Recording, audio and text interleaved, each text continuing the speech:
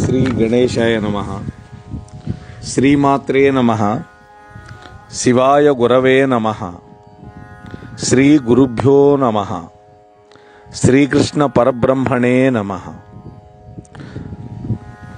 నారాయణం నమస్కృత్య నరం చైవ నరోత్తమం దేవీం సరస్వతీం వ్యాసం తతో జయముదీరయేత్.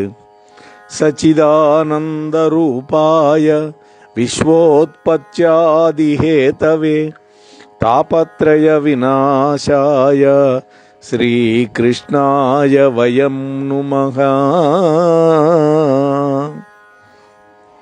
ప్రియ భగవద్బంధువులారా, గత 6 రోజులుగా పంచమ వేదంగా భాసిల్లేటటువంటి మహాభారతంలోని ఆది పర్వాన్ని మనం అనుసంధానం చేసుకుంటూ ఉన్నాం. ప్రథమ ఆశ్వాసంలో ఉన్నాం. నిన్నటి రోజున మనం శమంత పంచకం, దాని యొక్క చరిత్ర, అలాగే అక్షౌహిణి అంటే ఎంత, దాని యొక్క సంఖ్యా వివరాలు, ఆ తర్వాత సరమ అనేటువంటి దేవజాతి కుక్క యొక్క కథ చెప్పుకొని ఉదంకుని యొక్క ఉపాఖ్యానాన్ని మనం ప్రారంభం చేసుకున్నాం. అందులో ఉదంకుడు గురుపత్ని కోసం కుండలాలు తీసుకురావడానికి పౌష్యుడి దగ్గరికి వెళ్ళడం, ఆమె కుండలాలు అనుగ్రహించడం, వాటిని తీసుకొని వస్తున్నటువంటి దారిలో తక్షకుడు అనేటువంటి నాగరాజు ఆ కుండలాలని అపహరించటం. ఆ సందర్భంలో ఉదంకుడు పాతాళ లోకానికి వెళ్ళి అక్కడ ఉన్నటువంటి నాగులని చక్కగా స్తోత్రం చేసినటువంటి వివరాన్ని మనం నిన్న చెప్పుకున్నాం. ఈ రోజున 7వ భాగంలోకి ప్రవేశిస్తూ ఉన్నాం. ఆ తర్వాత ఏం జరిగింది అనేటువంటి కథ ఇవాళ చెబుతానని మనం నిన్న అనుకున్నాం. సరే, ఈ విధంగా నాగరాజులందరినీ చక్కగా పొగిడి పాతాళలోకంలో తెల్లటి నల్లటి దారాల సముదాయంతో కూడినటువంటి వస్త్రాన్ని నేస్తున్నటువంటి 2 స్త్రీలని, అలాగే 12 ఆకులు కలిగినటువంటి చక్రాన్ని తిప్పుతున్నటువంటి వాళ్ళని, 6 యువకులు ఉన్నారు, 6 తిప్పుతున్నారు 12 ఆకుల చక్రాన్ని, వాళ్ళని చూశాడు. అలాగే చాలా ఎత్తైనటువంటి గుర్రాన్ని ఎక్కి గొప్ప తేజస్సు గల ఒక దివ్య పురుషుడిని కూడా చూశాడు. అలాగే అధికములైనటువంటి అర్థాలు కలిగినటువంటి మంత్రాలతోటి, మిక్కిలి భక్తితోటి, శ్రద్ధతోటి కూడినవాడై స్తోత్రం చేయగా ఆ దేవతా పురుషుడు ఈయన మీద అనుగ్రహం చూపించి ఉదంకుడితోటి ఈ విధంగా అన్నాడు. ఇక్కడ నల్లటి తెల్లటి దారాలతో కూడినటువంటి వస్త్రం యొక్క విషయాన్ని, 2 స్త్రీల విషయాన్ని, 12 ఆకులు కలిగినటువంటి చక్రాన్ని తిప్పుతున్న 6 కుమారుల విషయాన్ని, ఉత్తమ అశ్వాన్ని ఎక్కినటువంటి ఒక దివ్య పురుషుడి విషయాన్ని మనం ఈ కథ చివరిలో దీని వ్యాఖ్యానం తెలుసుకుందాం. గురువుగారి దగ్గరికి వెళ్ళాక గురువుగారు ఈ అనుమానాలన్నీ ఎలా తీర్చాడో అప్పుడు చెప్పుకుందాం. అందుకని ఇప్పుడు దాన్ని పరిహరిస్తున్నాను. అది సస్పెన్స్గానే ఉండనిద్దాం అప్పటిదాకా. ఆ దేవతా పురుషుడు ఏమనన్నాడో చూద్దాం.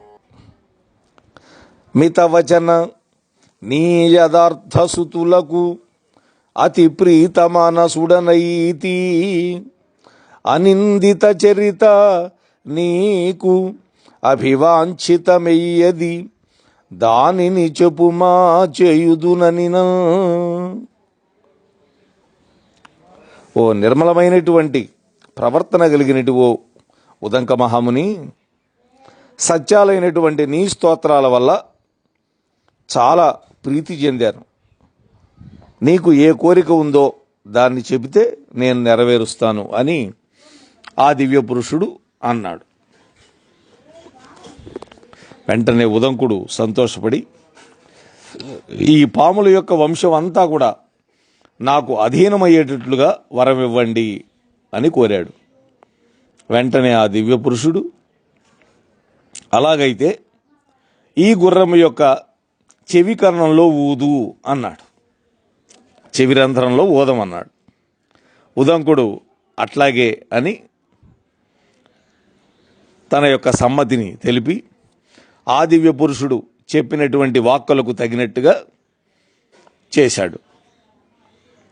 ఇక్కడ ఒక చిన్న విశేషం ఉంది. మూలంలో వ్యాసుల వారు గుర్రం యొక్క అపాన స్థానంలో ఊదమని దివ్య పురుషుడు చెప్పినట్లుగా ఉంది. ఋషి అలా చేయడం ఉచితంగా ఉండదు అని, ఎందుకంటే ఉదంకుడు చాలా గొప్ప ఋషి, అలాగే గొప్ప గురువుగారి యొక్క శిష్యుడు కూడా. అందువల్ల అలా అపానంలో ఊదితే బాగుండదని ఆలోచించి నన్నయ్య గారు అపానాన్ని తొలగించి దానికి బదులుగా చెవి రంధ్రం అని వ్రాశారు.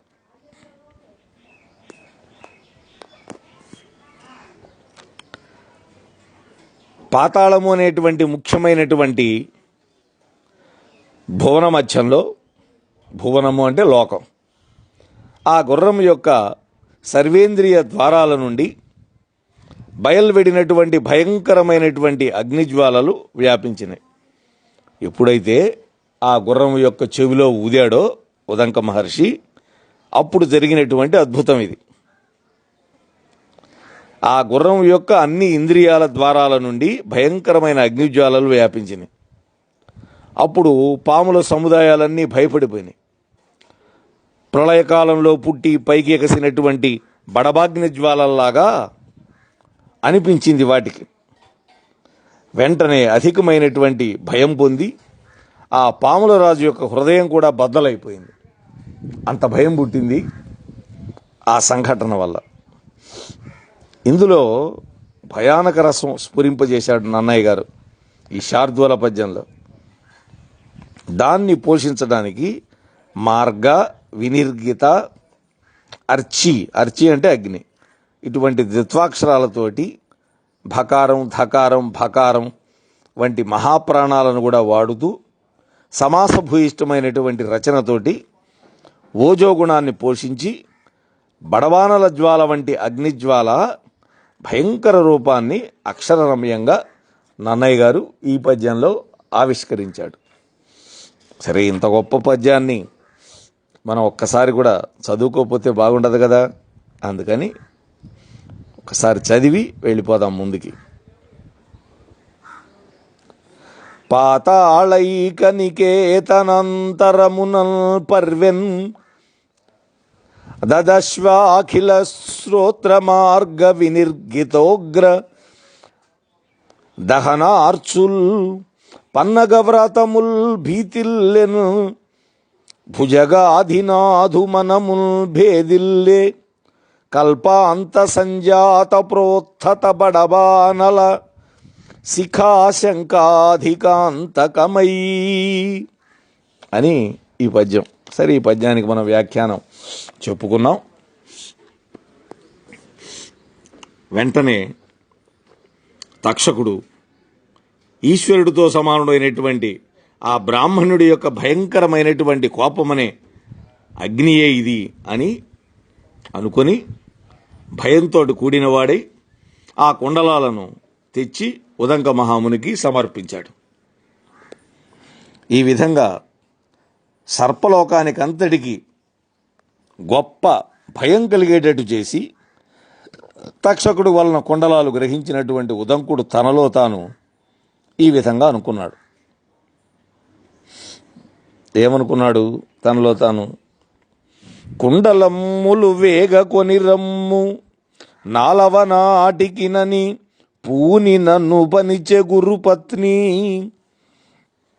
నేడ అక్కుండలంబులు తొడ్డు దివసము ఈ దివసమతిక్రమింపకుండగంబోక ఎట్లొడగూడు ఇన్నాగ భవన మొప్పాట వెల్పడగబోలు నేడు పోవని నాడు నిష్ఫలంబు ఇమ్మహాయత్నమంతయు అని అధిక చింతదవిలియున్న అయ్యుదంకునభిప్రాయమెరిగి దివ్య పురుషుడిట్లనియే నీహయంబునెక్కి ఏగుమ ఇది వడిగలదు మనము కంటే గాట్పు కంటే. శీర్షపద్యంలో ఈ విషయాలన్నీ ఇచ్చాడు. ఉదంక మహర్షి స్వాగతంగా అనుకున్నాడు తనలో తాను, ఇవాళకి 4వ రోజున కుండలాలను వేగంగా తీసుకురమ్మని గురువుగారి భార్య పట్టుదలతో నన్ను పంపించింది. ఆ కుండలాలు ధరించే దినం ఈరోజే. 4 రోజులు అయిపోయింది, ఇవాళ 4వ రోజు. ఈ రోజు దాటకుండా నేను అక్కడికి పోవటం ఏ విధంగా సమకూరుతుంది? నేను పాతాళంలో ఉన్నానే. ఈ నాగలోకం నుండి నేను ఎట్లా బయటికి వెళ్ళాలి? నేను కనుక వెళ్ళకపోతే నేను చేసిన ఈ మహాప్రయత్నం అంతా నిష్ప్రయోజనం అవుతుంది అని విచారంతో బాధపడి ఉన్నటువంటి ఆ ఉదంకుడి యొక్క మనోభావాన్ని తెలుసుకొని ఆ గుర్రాన్ని ఎక్కినటువంటి ఆ దివ్య పురుషుడు ఈ విధంగా అన్నాడు, నాయనా, నీ గుర్రం ఎక్కి వెళ్ళు. ఈ గుర్రం ఉన్నదే మనస్సు కంటే గాలి కంటే కూడా వేగంగా వెళుతుంది, నిన్ను తీసుకువెళుతుంది అన్నాడు. వెంటనే ఆ మాట విని సంతోషపడి ఆ దివ్య పురుషుడు పలికినటువంటి మాటలని పాటించి ఆ గుర్రాన్ని ఎక్కి ఉదంకుడు వెంటనే గురువుగారింటికి వచ్చేశాడు. గురువుగారి గృహంలో గురువుగారి భార్య పవిత్ర స్నానం చేసి కొత్త బట్టలు కట్టుకొని సిద్ధంగా ఉంది. అప్పుడు ఆ కర్ణాభరణాలు ధరించేటటువంటి సమయం ఆసన్నమైంది. శిష్యుడైనటువంటి ఉదంకుడు రాక కోసం ఎదురు చూస్తూ ఉన్నది. ఆ సమయంలోనే ఉదంకుడు అక్కడికి వచ్చేశాడు. సంతోషపడి ఆమె శిష్యుడు తెచ్చినటువంటి మణికుండలాలను ధరించి విప్రులందరినీ పూజ చేసి తాను సంకల్పించినటువంటి మహోత్సవాన్ని ఆనందంగా జరుపుకుంది. ఈ విధంగా గురువుగారి పనిచేసి కీర్తి పొందినటువంటి ఉదంకుడిని చూసి గురువైనటువంటి పైలుడు ఈ విధంగా పలికాడు, ఈయున్న పౌష్యపాలికి పోయి కడుం పెద్ద దవ్వు పోయిన ఎట్ల అత్యాయత విమలత పో మహిమా ఇన్ని దినంబులేల మసలితి జపుమా. అద్భుతమైన ప్రశ్న వేశాడు. తెలియనట్టుగా అడిగాడు గురువు గారు. అన్నీ తెలుసు ఆయనకి. నాయన, నిర్మలమైనటువంటి తపస్సు యొక్క మహిమ కలిగినటువంటి వాడా, ఈమె సంబోధన చూడండి. ఇక్కడికి చాలా దగ్గరలో ఉన్నటువంటి పౌష్య మహారాజు దగ్గరికి వెళ్ళి చాలా దూరం పోయినటువంటి విధంగా ఏ కారణం వల్ల ఇంత ఆలస్యం చేశావో నాకు చెప్పు అన్నాడు. ఇంత లేట్ ఎందుకు అయిందని అడిగాడు. దగ్గరే కదా అని.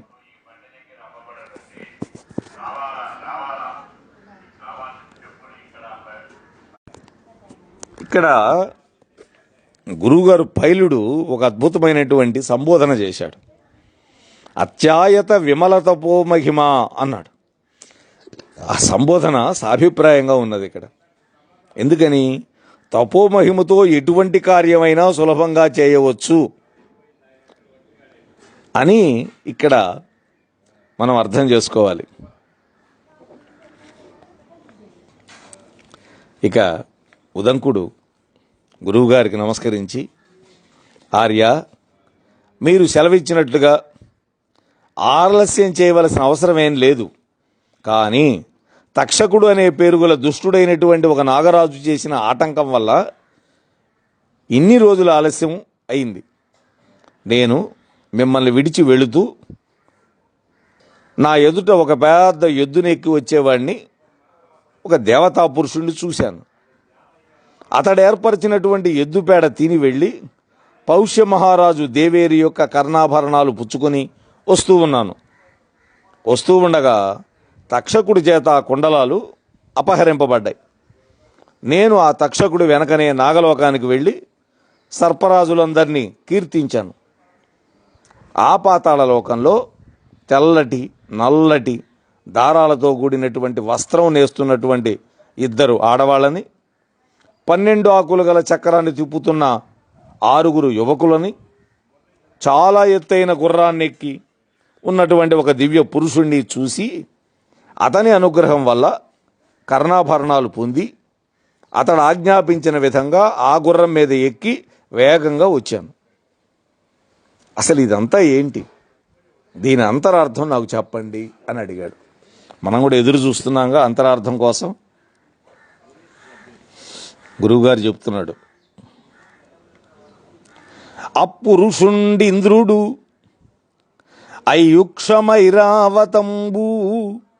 గోమయమృతంబు నాగభువనంబులో కన్న పొలతులిద్దరు ధాతయును విధాతయు వారి అనువయించు సితకృష్ణ తంతురాజిత తంత్రమది అహోరాత్రంబు 12 కలుగు చక్రము మాసాత్మ సంవత్సరంబు కుమారులయ్యార్వురు మహిత ఋతువులు అత్తురంగము అగ్ని అప్పురుషుండు పర్జన్యుడు ఇంద్రసఖుడు సన్మునీంద్ర ఆది ఇంద్రుగంచి అమృతా శివగుట నీకు అభిమతార్థ సిద్ధి అయ్యనయ్యా. ఇది ఓ మునిశ్రేష్ఠుడా ఉదంక, ఎద్దు మీద ఎక్కువ వచ్చినటువంటి ఆ పురుషుడున్నాడే ఆయన సాక్షాత్తు దేవేంద్రుడు. అతడెక్కింది ఎద్దు కాదు, అది ఇంద్రుడి యొక్క వాహనమైనటువంటి ఐరావతం, తెల్లటి ఏనుగు. నిన్ను పేడ తినమన్నాడన్నావు, అది పేడ కాదు, అమృతం. పాముల లోకంలో ఉన్న 2 స్త్రీలు ధాత విధాత అనేవాళ్ళు. వాళ్ళు నేసే తెల్లటి నల్లటి దారాల మగ్గం ఉన్నదే, అది దినము రాత్రి అంటే ఒక రోజు రూపం అన్నమాట. 12 ఆకులు కలిగినటువంటి చక్రం ఉందే, అది నెలల రూపమైన సంవత్సరం. దానిని తిప్పే 6 యువకులు ఉన్నారే, వాళ్ళు ఋతువులు. వసంతము, గ్రీష్మము, వర్షము, శరత్తు, హేమంతం, శిశిరం అనే 6 ఋతువులు. ఆ గుర్రం ఉండి, ఆ గుర్రం సాక్షాత్తు అగ్ని. నువ్వు ఎక్కొచ్చావే, దానిని ఎక్కిన దివ్యపురుషుడు ఇంద్రుడి యొక్క మిత్రుడైనటువంటి పర్జన్యుడు, అంటే వర్షాధిదేవత, వరుణదేవుడని.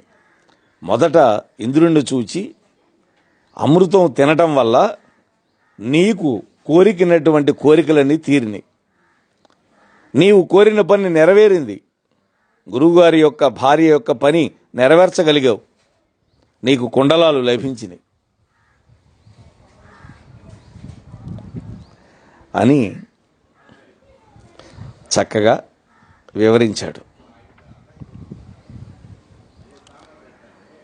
నాయన, మాకు మిక్కిలి ప్రియాన్ని కలిగించావు. ఎందుకని? నా భార్య వ్రతం చేసుకోవటానికి కావలసినటువంటి దివ్యమైనటువంటి కర్ణకుండలాలు తెచ్చిచ్చావు. ఈ విధంగా చేయటం వల్ల నీకు భవిష్యత్తులో మంచి ఫలితాలు వస్తాయి. అలాగే గురువుల పనుల యందు ఆసక్తులయ్యే సజ్జనులకి గొప్ప పుణ్యాలు చేసినటువంటి ఫలాలు కలగటంలో వింత ఏమీ లేదు అన్నాడు. ఇది ఒక సూక్తి. గురుసేవ చేసి గురువుగారిని సంతోషపెట్టడం వల్ల దేవతలు ప్రసన్నం అవుతారు. ఇది పెద్దలు చెప్పినటువంటి మాట. అంటే కొన్ని చోట్ల సేవకు అంగీకరించినటువంటి గురువుని ధనంతో సంతోషపెట్టాలి. గురుదక్షిణ కోసం పాటుపడే శిష్యుణ్ణి దేవతలు కూడా అనుగ్రహిస్తారు అనేటువంటి ఈ అద్భుత తాత్పర్యాన్ని మనకి ఉదంకోపాఖ్యానం మనకు బోధిస్తోంది. కాబట్టి గురువు రుణం ఎప్పుడు తీరుతుంది? గురువు ఏదైతే కోరాడో అది ఇవ్వటం వల్ల మాత్రమే తీరుతుంది. నాయన ఉదంక, నా హృదయం నీ పట్ల మిక్కిలి ప్రీతి పొందింది. నువ్వు కూడా గురువుగారి యొక్క ప్రయోజనం నెరవేర్చడంలో రుణముక్తుడివైనావు. నువ్వు గురువు యొక్క రుణాన్ని నుంచి విముక్తుడివైనావు. ఇంకా నీ ఇష్టం వచ్చినట్లు ఉండొచ్చు అని గురువు అంటే, ఉదంకుడు ఆయన యొక్క అనుమతిని పొంది చాలా కాలం తపస్సు చేశాడు. అటువంటి ఉదంకుడు తక్షకుడు కుండలాలను అపహరించి తనకు చేసిన అపకారానికి మళ్ళీ దానికి ప్రతిక్రియ చేయాలి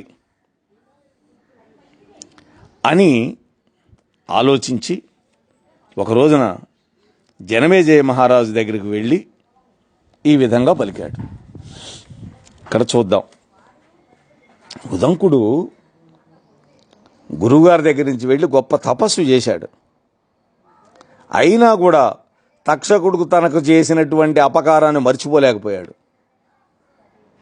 అది అతడి యొక్క విచిత్రమైన ప్రవృత్తి.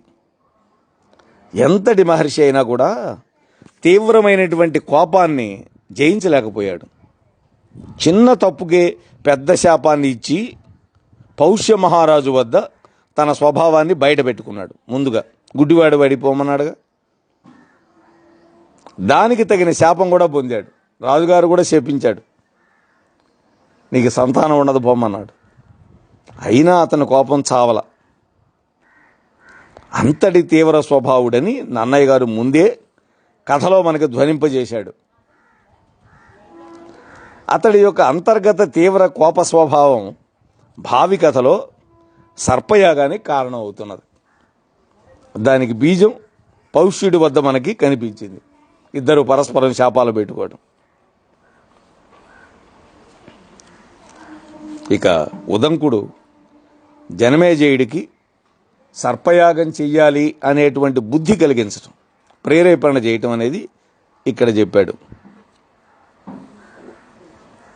వెళ్ళాడు జనమేజయుడి దగ్గరికి. జనమేజయుడు ఆయన చక్కగా సత్కరించాడు.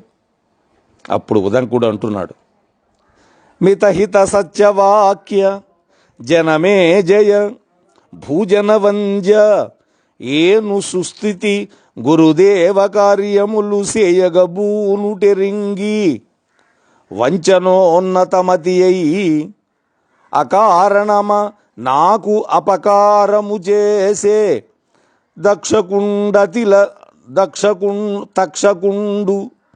అతి కుటిల స్వభావుడు పరాత్మ విశేష వివేక శూన్యుడై. ఇక్కడ సంబోధన చూడండి.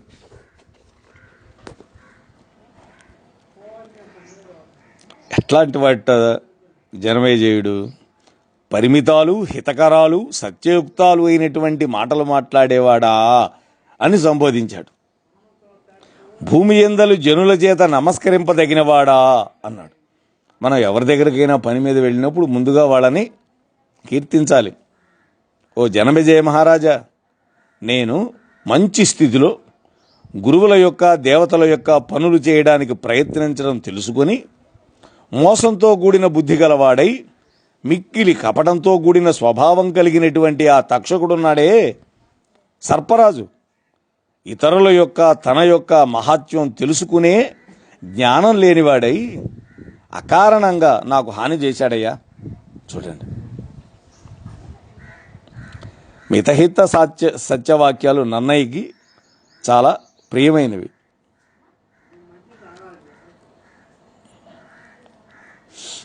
అతని యొక్క రచనలో మితహిత సత్య వాక్యత్వం మనకి అడుగుడుగున కనపడుతుంది.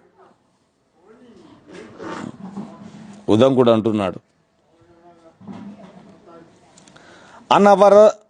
అనవరతార్థదాన యజనాభిరతు భరతాన్వయాభివర్ధను సకల ప్రజాహిత విధాను ధనంజయ సన్నిభుల్ భవజ్జనకు పరీక్షితుల్ భుజగజాల్ముడ సఖ్య విశోగ్రధూమకేతన హతి చేసే అతిదాంతు కృతాంతనికేతనాతిథిన్. ఇది మహారాజా ఎల్లప్పుడూ ధనాన్ని దానం చేయడంలో, యజ్ఞాలు చేయడంలో ఆసక్తి గలవాడు, భరతవంశాన్ని అభివృద్ధి పొందించేవాడు, ప్రజలందరికీ మేలు చేసేవాడు, అర్జునుడితో సమానుడు, నీ జనకుడు, మిక్కిలి అంతర ఇంద్రియ నిగ్రహం కలవాడు అయినటువంటి పరీక్షిత్ మహారాజు ఉన్నాడే మీ నాన్నగారు, ఆ మహారాజుని క్రూరుడైనటువంటి తక్షకుడు సహింపశక్యం కాని విషమనేటువంటి భయంకరమైనటువంటి అగ్నిదెబ్బ చేత యముడి గృహానికి అతిథిగా పంపాడయ్యా, అంటే చంపేశాడు అన్నాడు. ఇందులో అర్జునుడి మనువడైనటువంటి పరీక్షిత్ యొక్క గుణాలన్నీ వర్ణించాడు. తాతగారి గుణాలు మనవడికి రావడం సహజమే కదా. అందువల్ల అతడు ధనంజయ సన్నిపుడు, ధనుంజయ అనకూడదు, ధనంజయుడు, ధనాన్ని జయించాడు కాబట్టి ఆయనకి ధనంజయుడు అయింది. ఎందుకని?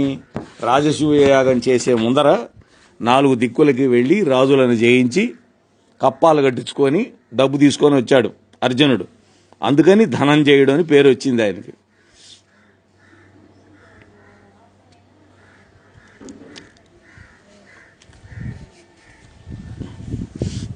కాదన గిట్టిపాటి అపకారము దక్షకుడేక విప్ర సంబోధన చేసే నృపపుంగవ. కాదనక ఇట్టిపాటి అపకారము తక్షకుడు ఏక విప్ర సంబోధన చేసే నృపపుంగవ. నీవు అనేక భూసురాపాదిత సర్పయాగమున భస్మము సేయుము తక్షకాది కాకోదర సంహతి హుతవహోగ్ర సమగ్ర శిఖాచయంబులం. ఉత్పలమాల పద్యం. ఉదంకుడు అంటున్నాడు, రాజశ్రేష్ఠుడా, ఓ జనమేజయ మహారాజా, ఇది చేయరాదని నిరాకరించకుండా శమీక పుత్రుడైనటువంటి శృంగి అనే ఒక బ్రాహ్మణుడి యొక్క ప్రేరణ చేత తక్షకుడు ఇంత పెద్ద కీడు చేశాడు. అంటే నీ తండ్రిని కాటేసి చంపేశాడు. దానికి ప్రతీకారంగా నీవు కూడా పలువురు బ్రాహ్మణుల చేత నిర్వహింపబడే సర్పయాగంలో అగ్ని యొక్క భయంకరమైనటువంటి సమస్త జ్వాలల సముదాయం చేత తక్షకుడు మొదలైనటువంటి పాముల యొక్క సమూహాన్ని భస్మీపటలం చేసేయి, బుగ్గి చేసేయి అన్నాడు.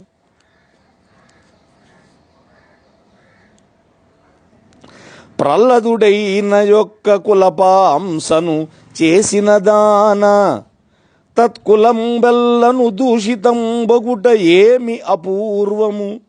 కావున మహీవల్లభ తక్షకాధము నెపమ్మున సర్పమునెల్ల అగ్నిలో త్రెళ్ళగా సర్పయాగమతిభి అతిథీయుత చేయుము విప్రసమ్మతి.